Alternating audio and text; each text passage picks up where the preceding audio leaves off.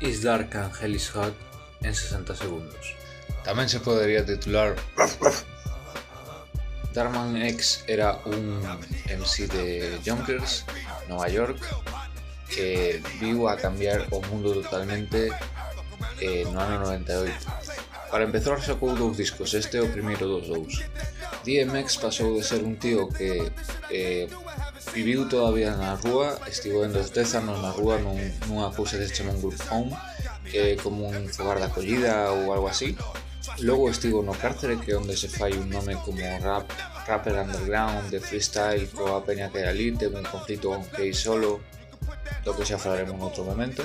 E prácticamente cando sae, xa empeza a petar no underground e acaba fichando por Def Jam, e acabará sacando este disco e outro máis o mesmo ano no 98 e cambiaría totalmente o mundo.